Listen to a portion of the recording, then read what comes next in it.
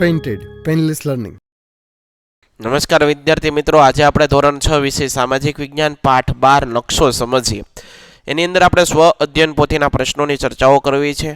નીચે આપેલા વિકલ્પોમાંથી સાચો વિકલ્પ પસંદ કરીને લખવાનો. જો તમે ગ્રહો, ઉપગ્રહો, આકાશગંગા, નક્ષત્રો વગેરે અવકાશી પદાર્થોની માહિતી આપતા નકશાનું અવલોકન કરી રહ્યા છો તો તે કયો નકશો હશે? ખગોળીય. ભારતમાં એક નકશા પ્રમાણમાપ 1 સેમી બરાબર 20 કિમી છે. જો નકશામાં બે શહેરો વચ્ચેનું અંતર 47 સેમી છે તો આ બે શહેરો વચ્ચેનું વાસ્તવિક અંતર કેટલું હશે? 940 કિમી. જો તમે ઉગતા સૂર્યની સામે મુખ રાખીને ઊભા રહો તો તમારા ડાબે હાથ બાજુ કઈ દિશા આવશે? ઉત્તર દિશા. રૂટ સંજ્ઞા બાબતે કયું વિધાન સાચું નથી? રૂટ સંજ્ઞાની મદદથી પ્રાકૃતિક સાંસ્કૃતિક વિગતો કઠિનતાથી દર્શાવી શકાય. જો આપ રાજ્યનો નકશો દોરી રહ્યા હો તો રાજ્યનું પાટનગર દર્શાવવા કઈ રૂટ સંજ્ઞા વાપરશો? તો ડી. ઉત્તર પૂર્વ એટલે કે ઈશાન, તો દક્ષિણ પશ્ચિમ તો નૈઋત્ય. ઉત્તર પશ્ચિમ દિશાની વચ્ચે કઈ મધ્યવર્તી દિશા આવે? વાયવ્ય. વિજ્ઞાન અને ટેકનોલોજીના યુગમાં કોની મદદથી તમે વિશ્વના કોઈ પણ સ્થળે સ્વયં પહોંચી શકો? જીપીએસ, જેનું પૂરું નામ પણ તમને પૂછાય, ગ્લોબલ પોઝિશનિંગ સિસ્ટમ. બંધ બેસતા જોડકાઓ રચવાના છે, તમને આપેલી છે. તો આ નદીની રૂઢ આકૃતિ છે. ત્યારબાદ આ છે તે આંતરરાષ્ટ્રીય સીમા દર્શાવે, આ ઉત્તર દિશા બતાવે. પીઓ એટલે કે પોસ્ટ ઓફિસ, જ્યારે પ્રમાણમાપ દર્શાવે જે તમે જોઈ શકો. મિત્રો, હજી સુધી તમે અમારી પેન્ટેડ એપ્લિકેશન ડાઉનલોડ નથી કરી તો આજે જ ગૂગલ પ્લે સ્ટોર પર જઈ અને પેન્ટેડ એપ્લિકેશન ડાઉનલોડ કરો, જેની અંદર તમને દરેક વિષયના સ્વાધ્યાય પોથી, એકમ કસોટી, સ્વ અધ્યયન પોથી, દરેક વિષયના તમને ડીપલી વિડીયો લેક્ચર, આ ઉપરાંત ધોરણ 9-10ના વિદ્યાર્થીઓ માટે લાઈવ વિડીયો લેક્ચર, દરેક વિષયની વિષય પીડીએફ પણ તમને પ્રોવાઈડ કરવામાં આવશે. ભાવનગરની અંદર વસવાટ કરતો હો તો તેના માટે ધોરણ 8 થી 12ના તમામ વિષયોનું કોચિંગ પૂરું પાડતી coaching institute alpha academy Bhavnagar ખાતે કાર્યરત છે. એમાં જોડાઈ શકો, એનો સંપર્ક કરી શકો. ઉપરાંત નીચેના વિધાનોમાં સાચા કે ખોટા વિધાન કયા છે જોવાના છે. ભારત એશિયા ખંડના દક્ષિણ ભાગમાં આવેલો છે. સાચું. મહાસાગર સાંસ્કૃતિક નકશામાં દર્શાવેલા હોય છે. ખોટું. ભારતની પૂર્વ દિશાએ બંગાળનો ઉપસાગર આવેલો છે. સાચું. જુદા જુદા ખંડ દર્શાવતો નકશો મોટા માપનો નકશો છે. ખોટું. નકશામાં વનસ્પતિના પ્રદેશ લીલા રંગથી દર્શાવાય. સાચું. ભારત પૃથ્વી પર ઉત્તર પશ્ચિમ ગોળાર્ધમાં આવેલું છે. ખોટું. યોગ્ય શબ્દો વડે ખાલી જગ્યા પૂરવી. ભારતમાં મધ્યમાંથી કયું વૃત્ત પસાર થાય? કર્કવૃત્ત. મેપા મુંડી ખાલી જગ્યા ભાષાનો શબ્દ લેટિન. ભારતની ઉત્તરે ખાલી જગ્યા પર્વતમાળા હિમાલય. ભારતની પશ્ચિમે ખાલી જગ્યા સાગર અરબ સાગર. માનવ સર્જિત વિગતોનું આલેખન ખાલી જગ્યા નકશામાં થાય. સાંસ્કૃતિક. તફાવત આપવાનો. પ્રાકૃતિક અને સાંસ્કૃતિક નકશા. પ્રાકૃતિક નકશામાં કુદરત નિર્મિત વિગતોનું આલેખન હોય. આ નકશામાં પર્વતો, ઉચ્ચ પ્રદેશ, મેદાનો, નદીઓ, મહાસાગર વગેરે પૃથ્વીની પ્રાકૃતિક રચનાઓ હોય.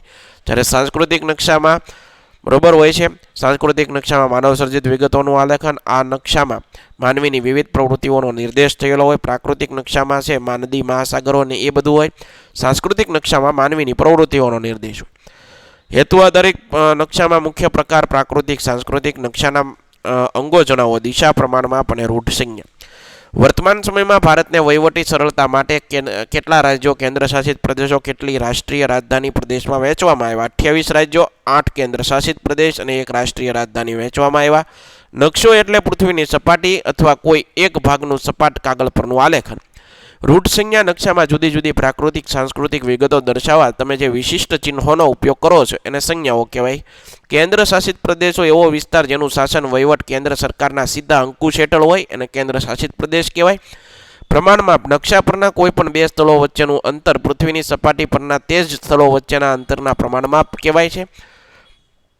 પૃથ્વીનો ગોળો પૃથ્વીનો અભ્યાસ કરવા માટે વધારે ઉપયોગી છે. જ્યારે આપણે પૃથ્વીનો અભ્યાસ કરતા હોઈએ ત્યારે આખી પૃથ્વીના દરેક સ્થળોને સમક્ષ અભ્યાસ સરળ માટે પૃથ્વીનો ગોળો પૃથ્વીના અભ્યાસ કરવા માટે વધારે ઉપયોગી છે. હોકાઈ યંત્રની સોય હંમેશા ઉત્તર દક્ષિણ દિશામાં સ્થિર હોય. પૃથ્વી એક ચુંબક તરીકે વર્તે. મુક્ત રીતે ફરી શકતું ચુંબક ઉત્તર દક્ષિણ દિશામાં સ્થિર રહે છે કારણ કે તેની પર પૃથ્વીની ચુંબકીય ક્ષેત્રની અસર થાય છે. આથી હોકાઈ યંત્રની સોય હંમેશા ઉત્તર દિશામાં સ્થિર હોય છે.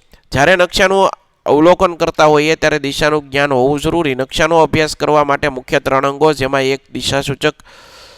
નકશામાં આપણે ઉત્તર દિશાનું જ્ઞાન હોય ત્યારે બાકીની બધી દિશાઓ નક્કી કરી શકીએ, માટે દિશાનું જ્ઞાન જરૂરી છે. નીચે આપેલા રંગસ્તરના નામને ધ્યાનમાં રાખી અને તેની આપેલા બોક્સમાં કલર કરો જે તમે દર્શાવેલા જોઈ શકો. નીચે આપેલી બાબતમાં તમે રૂટ સંજ્ઞાઓ દોરો તો તમને અહીંયા દર્શાવી છે, તમે જોઈ શકો.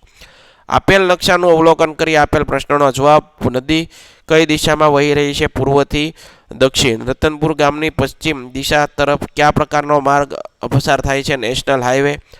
સુંદરપુર ગામની ઉત્તર દિશા બાજુ કયો માર્ગ પસાર થાય છે? રેલવે પુલથી કઈ તરફ પોલીસ સ્ટેશન આવેલું? દક્ષિણ દિશા. મંદિરથી કઈ તરફ આરોગ્ય કેન્દ્ર આવેલું છે? તો કહેવાય પશ્ચિમ દિશા. નીચે આપેલા સ્થાન શાળાઓથી કઈ દિશા તરફ આવેલા છે? આરોગ્ય કેન્દ્ર ઉત્તર દિશામાં, પોસ્ટ ઓફિસ પૂર્વ અને જિલ્લાની સીમા દક્ષિણ. નીચે આપેલા બોક્સમાં યોગ્ય દિશાઓ દર્શાવી. ઉત્તર, દક્ષિણ, પૂર્વ, પશ્ચિમ, ઈશાન, અગ્નિ, નૈઋત્ય અને વાયવ્ય. આ બધા ખૂણાના નામ. તમારા ઘરથી તમારી શાળા સુધી વચ્ચે આવતા સ્થળોની રૂટ સંજ્ઞાઓનો બતાવો જે તમે દર્શાવી છે, જોઈ શકો.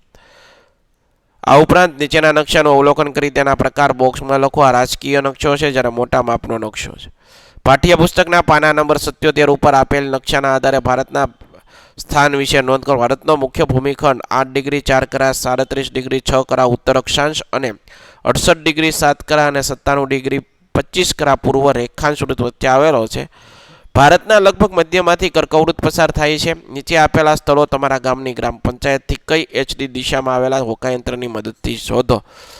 પોસ્ટ ઓફિસ છે પૂર્વ દિશામાં, શાળા છે પશ્ચિમ, પાણીની ટાંકી પૂર્વ, દવાખાનું ઉત્તર દિશામાં, તમારું ઘર પૂર્વ અને મંદિર પૂર્વ દિશામાં.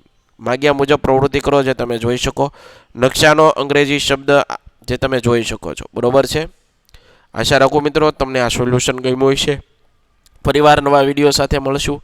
ત્યાં સુધી જય હિન્દ, જય ભારત, ધન્યવાદ.